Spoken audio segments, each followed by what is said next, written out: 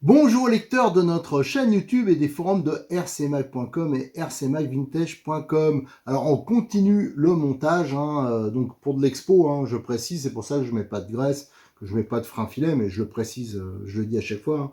Donc du Fighting Buggy, l'ancien Super Champ de 1982 qui a été donc réédité en 2014 et il en reste un tout petit peu. Alors tout ça j'explique en détail dans la première vidéo. Je vous invite à les regarder à chaque fois dans l'ordre. Alors là, on en était, je crois, à l'étape 5. Donc on a déjà monté quasiment tout le train arrière. Alors il y a déjà de la masse, parce que pourquoi je me monte cette voiture? C'est parce que c'est entièrement en aluminium et c'est quand même hyper sympa quand on voit toutes nos voitures en plastique actuelles.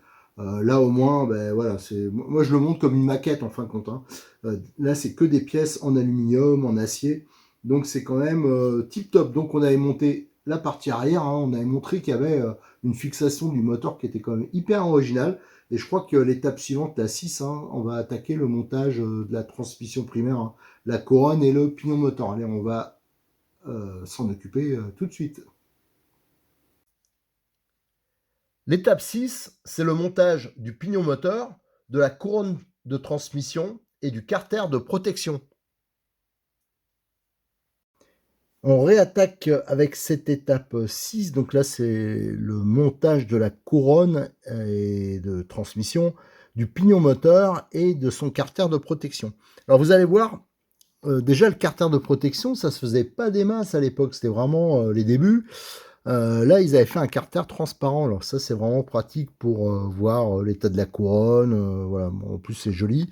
Alors je rappelle, la fixation moteur, c'était aussi un carter de protection qui sert à protéger donc l'arrière du moteur, notamment la bague. Ça, c'est plutôt pas mal. Et aussi à fixer le moteur, à le plaquer. Alors là, on a ce carter. On a deux couronnes qui sont livrées. Donc, il y a deux possibilités de rapport. Donc, on a une couronne de 70 dents et une couronne de 65 dents. Alors, donc là, ce sera le rapport court. Là, ça sera le rapport long. Alors moi, ce qui m'inquiète un peu aussi, alors heureusement, j'ai pas l'intention de rouler avec, mais quand je regarde comme ça, le plastoc, ça fait vraiment plastique à maquette, donc c'est un peu particulier. Et c'est livré comme c'est pas ajustable ici, donc c'est un entre-dents qui est fixe. On a deux pignons moteurs. On en a un qui me semble en acier et l'autre qui me semble en alliage d'alu peut-être. Je sais pas exactement quelle matière c'est. Il y en a un, apparemment ce serait un 15 dents et l'autre ça serait un 20 dents. Alors je regarde sur la notice, ouais, c'est 15 et 20. Donc ce qu'on va commencer à faire, c'est le montage. Ouais, je vais mettre tiens, le rapport le rapport court. Voilà. On va mettre non, j'hésite. Enfin, comme je vais pas rouler, ça n'a pas d'importance. Je vais mettre tiens, la grande couronne.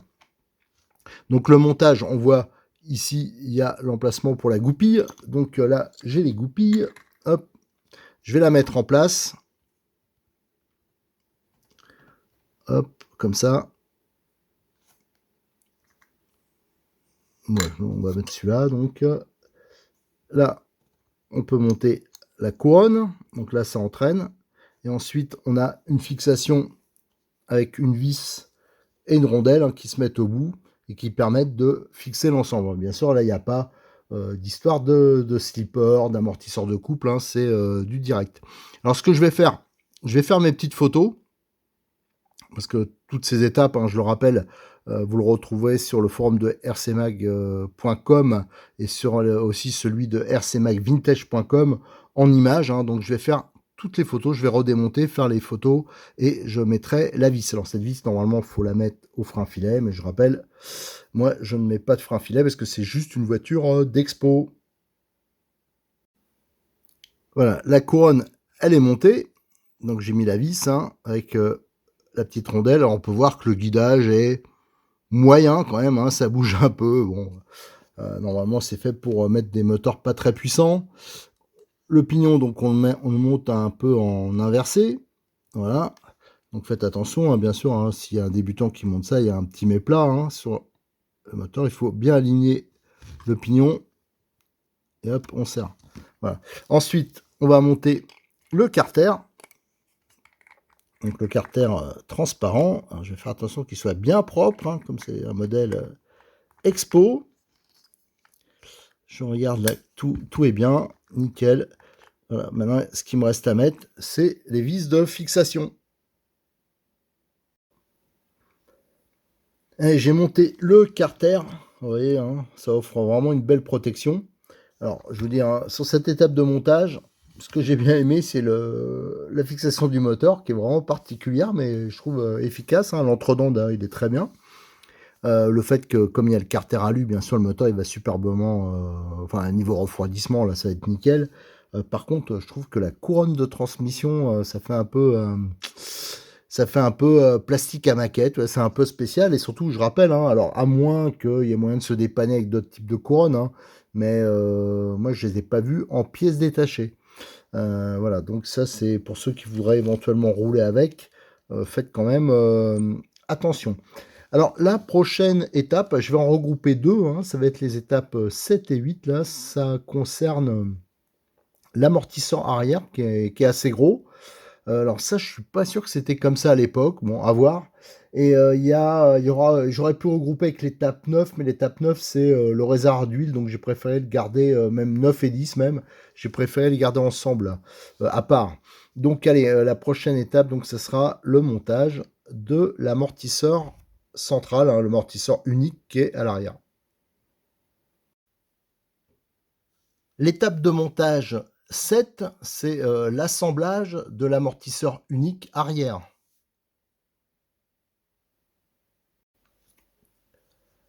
Alors l'étape 7, donc on va commencer à monter cet amortisseur arrière, hein, qui lui, autant la triangulation cellule ça fait d'époque, autant là c'est clairement un amortisseur moderne, hein, des amortisseurs avec une bague filetée, traitée, parce que là visiblement il est traité, avec les bagues épaulées, tout ça. Je ne pense que ça n'existait pas du tout. Alors cet amorto arrière, qu'est-ce qu'on peut dire? Le diamètre intérieur c'est du 10, l'extérieur c'est du 11,80. La tige d'amortisseur, c'est du 3 par 41,40. Et au niveau de la longueur du corps, c'est 31. Alors, on retrouve, il y a un bidon d'huile qui est fourni. À noter qu'il y a deux bidons qui sont fournis avec la voiture. Et il y en a un, on va voir par la suite, il va servir de petit réservoir pour le système de, entre guillemets, volume constant. Alors là, même si je monte la voiture pas pour rouler, hein, pour l'instant, je vais quand même monter les amortisseurs, entre guillemets, dans les règles, hein. Donc, eux, ils disent de mettre de l'huile, tout ça. Bon, moi, je vais mettre une graisse spécifique, hein. Cette graisse-là, il y en a d'autres, hein, mais chez Sismic, il y en a une aussi qui est pas mal et qui est moins chère chez T2M. Mais bon, là, pour l'instant, j'ai ouvert un bidon de Sismic, donc on va utiliser celle-là. Allez, on va commencer par quoi? On va commencer par monter les tiges d'amortisseur. Alors, pour la tige d'amortisseur, enfin, il n'y en a qu'une, hein. Eux, ils montrent une pince protégée avec du papier, tout ça. Non, moi, je vous conseille d'acheter ce genre de pince, hein. Ça, si on fait de la RC, c'est toujours utile. Alors ça, c'est la pince classique. Ça, c'est un autre modèle. Elles viennent toutes les deux de chez Cyril, hein, de Modélis 34, et elles ont l'avantage d'être pas très chères. Après, il y en a simplement, c'est les mêmes, mais il y a une autre marque marquée dessus, et ça vaut 3 fois le prix, hein. J'exagère à peine. Alors là, on va monter déjà les circlips, parce que le piston il est fixé par circlips. Voilà, donc la petite pince plate qui va bien. Voilà, et bien sûr ça marche pas. C'est toujours comme ça. Voilà. C'est vrai que j'aurais dû prendre une pince un peu plus balèze, mais j'ai pas voulu. Voilà, si ça c'est bon. On voit donc c'est un piston qui est assez épais, hein, 3 trous, donc diamètre il doit faire 10 à peu près, hein. Ça j'avoue je l'ai pas mesuré, mais bon c'est logique vu que c'est un amortisseur avec un volume intérieur. Oh là là là. Je vois rien, je fais ça à l'aveugle, c'est terrible. Oh le truc. Il fait chaud, moi en plus. Alors je sais pas si vous c'est pareil dans votre coin, mais là dans le Languedoc, je peux dire ça tape. Voilà. Donc là, le piston est monté. Cette partie-là, c'est bon. Maintenant, on va monter les bagues, hein. Alors, leur système, visiblement, en premier, il y a cette bague. Tiens, je vais l'agresser un peu. Hop. Ah mince, sur mon beau tapis. Voilà. Ensuite, les deux joints toriques. Voilà, je graisse un peu. Hop. Le deuxième joint torique. Voilà. Et ensuite, il y a la bague de guidage qu'on retrouve ici et le bouchon. Alors moi, si c'était pour monter, comment dire, de façon définitive, j'aurais mis une petite goutte de frein filet. Bon, c'est pas le cas. Et là, je mets en place la bague, l'épaulement, il se met là. Donc c'est là qu'on voit vraiment que c'est un amortisseur moderne, hein, parce qu'à l'époque, même c'est relativement récent, hein, les épaulements sur les bouchons. Et là, la tige d'amortisseur, pareil, là, je vais graisser un peu. Bon, pas trop, hein, parce qu'après, il va en avoir partout. Et surtout, je ne serre pas le bouchon. Voilà, pour pas que les joints soient en pression. Je mets en place en tournant. Voilà. Tac. Alors, il le monte différemment, mais bon. Voilà. Hop. Là, ça m'a fait ressortir. J'enlève le surplus. Et là, je peux serrer. Alors là, si j'ai besoin de serrer, je peux aussi utiliser ce genre de pince, hein, parce que ce genre de pince, ça va rien abîmer. En plus, j'en ai deux. Donc là, c'est pratique. Voilà. Et là, voilà, donc c'est nickel. C'est comme je voulais. Voilà, donc maintenant, il nous reste à monter la molette. Alors, la molette.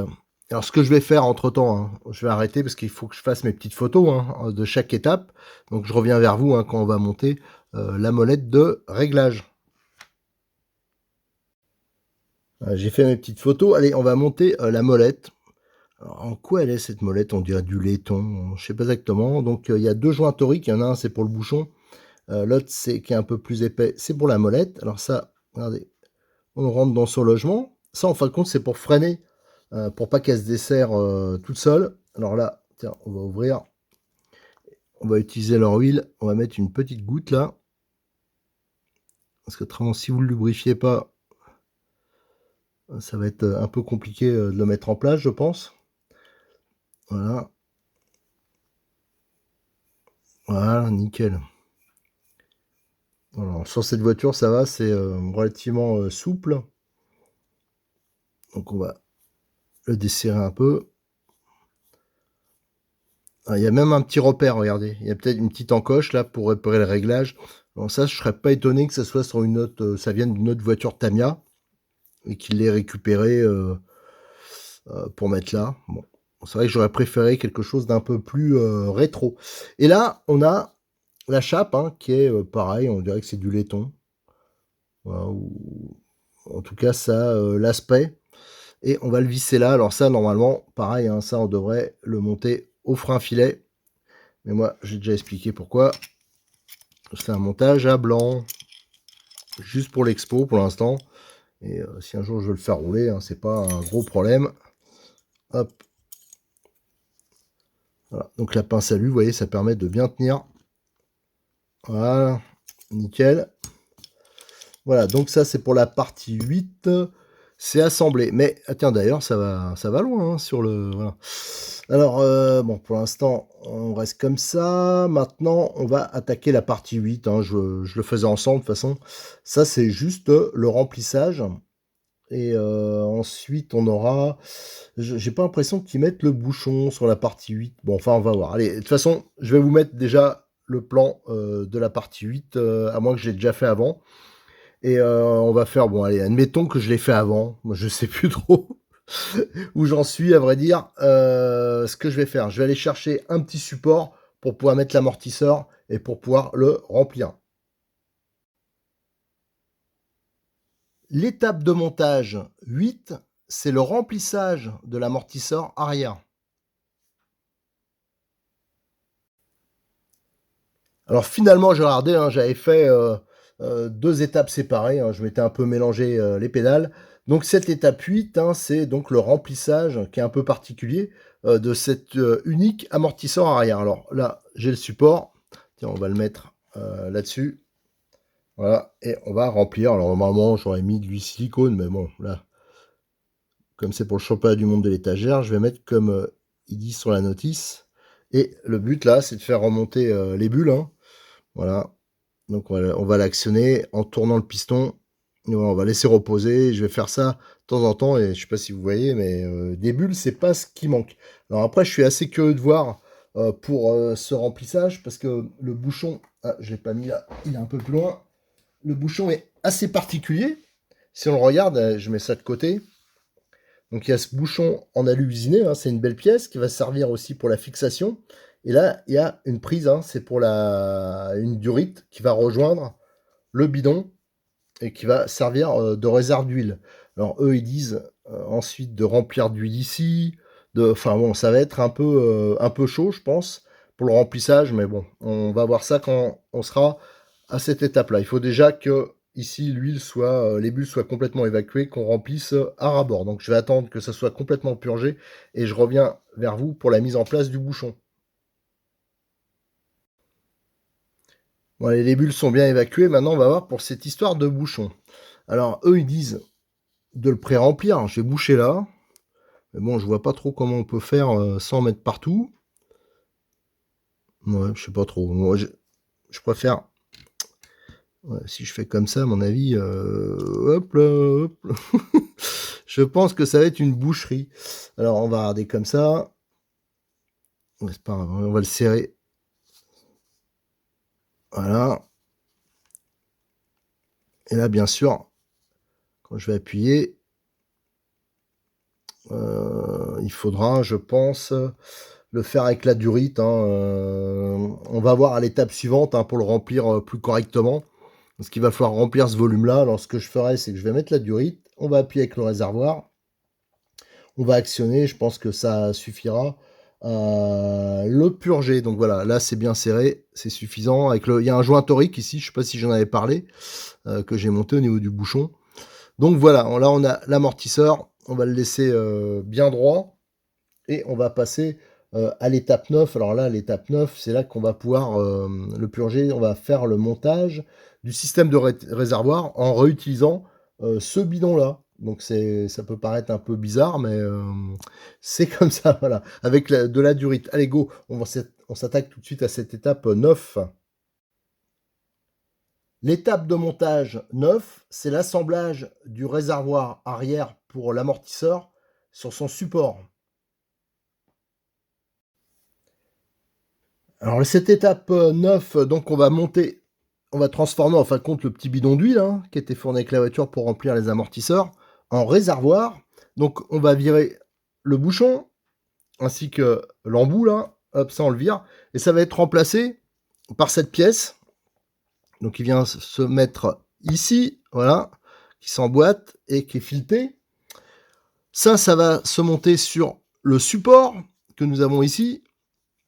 Ça va se monter comme ça. Le petit écrou, enfin l'écrou, c'est un gros écrou en acier. Là, c'est vrai qu'ils ont pas hésité. Et qu'est-ce que j'ai découvert? Alors là, je le monte à blanc, après je le montrerai différemment. Il y a une clé Tamiya qui est fournie, hein, donc avec en bout 7 et 8. Hein, donc là, c'est du 8. Donc il va permettre de fixer cet ensemble. Ensuite, il y a les petits colliers qui sont fournis, qui vont venir. Il y en a un qui va venir se mettre là. Un pour la durite, parce que la durite qui est ici, elle va venir se brancher là et elle va aller jusqu'à l'amortisseur. Sauf que là, eux, ils font l'assemblage de la durite et de l'amortisseur à ce niveau-là. Moi, je préfère le faire après. Pourquoi? Parce que la longueur de la durite sera pas bonne. Alors, je préfère, voilà, comme ils mettent déjà à ce niveau-là les colliers pour tout bloquer. Donc, je vais juste monter, serrer l'écrou, fixer tout ça. Et pour la suite, hein, on le verra sur l'étape suivante. Là, j'enquillerai la durite. Par contre, je vais sûrement enquiller la durite côté amortisseur. Là, par contre, c'est pas gênant. On va regarder si ça s'emboîte bien parce que c'est une durite qui me paraît petite. Voilà. On va voir si on va réussir. Ça rentre dur, mais tant mieux que ça rentre dur. Voilà. Tac, tac, tac. On va la mettre au max. Voilà, donc ça c'est mis en place. Alors par contre, je me demande si j'aurais pas dû, quand je fais comme ça, il n'y a pas d'huile, je me demande si j'aurais pas dû mettre, remplir ça d'huile. Alors je vais voir comment je vais faire exactement. Je vais voir quand je vais le monter sur la voiture, mais il me semble peut-être préférable avant de mettre déjà de l'huile là-dedans. et après de le brancher. Alors je vais le redémonter, je vais faire ça et je reviens vers vous. L'étape 10, c'est le montage de l'ensemble amortisseur et réservoir sur la cellule arrière. Alors pour l'étape 10, là c'est le montage final de l'amortisseur arrière ainsi que du réservoir. Alors on va déjà monter le ressort, hein, qui est relativement dur et qui me semble être à spire progressive. Et là on a la coupelle. Alors attention, il y a une grappe qui est livrée avec. Je pense que c'est pour d'autres voitures, hein. Et il y a deux types de coupelles, hein. Vous trompez pas, de toute façon elles n'ont pas tout à fait le même diamètre. Alors la coupelle, on va la monter déjà. Voilà. Hop. Voilà, ça rentre dur, plus que dur même là. Ah si, hop, c'est bon. Voilà. Et là, nickel. Bon, ben là, ça c'est bon. De toute façon, je l'ai détendu au maximum. Maintenant, on va regarder pour cette histoire de réservoir, parce que sur la notice, c'est pas bien clair de la façon qu'il se monte. Et visiblement, il se monte vers ici, hein. Moi, à mon avis, ils indiquaient, j'ai bien regardé le début du montage, ils disaient bien de monter les vis là. Et là, j'ai l'impression qu'il faut démonter les vis. Pourtant, ils en fournissent d'autres de la même taille pour le fixer à cet endroit, le réservoir. Donc, je pense que c'est ça. Bon, ça, c'est une petite lacune de la notice. Et pour l'amortisseur, il se monte ici. Donc, normalement, voilà, la partie basse, voilà, comme ça. Et les deux vis sont fournies, hein, c'est des vis 3x12 que normalement il faut monter au frein filet. Alors la première chose que je vais faire, c'est que je vais monter donc la fixation de l'amortisseur, hein, donc ça c'est sur la partie basse, et comme il y a deux trous, et je vais démonter les deux vis ici et fixer le réservoir. Voilà, j'ai tout assemblé, hein. Alors ici vous avez l'amortisseur qui est monté sur les basculeurs. La durite qui est fixée, qui est purgée, hein, regardez, il n'y a plus de bulles dedans, donc ça c'est bon. Et le réservoir qui est monté, hein, voilà, sur son support. Donc c'est un peu particulier. Alors, à savoir qu'à une époque, c'était à la mode, hein, il y a eu une mode un peu des mono-amortisseurs comme ça, mais c'est un sale défaut, je trouve. Regardez, ça fait sur une partie de la course, il y a un basculement pour rien. Alors les voitures, elles avaient tendance à prendre des roulis, des comportements un peu bizarres. Alors, les spécialistes, c'était surtout, notamment Tamiya, hein, qui a fait pas mal de voitures où il y avait un seul amortisseur. Tiens, vous avez un exemple qui est relativement récent, c'est le Nova Fox, un deux roues motrices avec un mono-amortisseur devant. Et là, je crois, il y a une ou deux nouveautés Tamiya qui sont sorties ces 2 derniers mois, qui ont aussi repris le même principe, hein, que le Nova Fox avec un amortisseur unique. Il y avait aussi des 4x4 chez Tamiya avec un seul amortisseur. Alors, ça n'a pas été une grande réussite, mais là, bon, ce qui est marrant, c'est quand même la technique, quoi. C'est assez particulier. Voilà, donc ça, c'est monté. On va pouvoir passer. Alors, ça amortit en statique comme ça pas mal, hein. Par contre, ça m'a l'air un peu raide, alors que le ressort est détendu. Bon, on verra quand tout est monté. Il faut dire, la voiture, à mon avis, elle va être lourde à la fin, hein, parce que là, simplement le train arrière, je peux vous dire, malgré qu'il n'y ait pas de différentiel, il y a quand même une masse. Allez, là, je crois qu'on a fait assez long, hein. Je vais enchaîner une autre vidéo, hein. Alors, je sais pas à laquelle qu'on est, on doit être à la 3 ou la quatrième. Et on attaquera ensuite, je crois que c'est le montage de l'arceau à l'arrière. Allez, à très bientôt sur notre chaîne YouTube et sur le forum de rcmag.com, sans oublier celui de RCMag Vintage.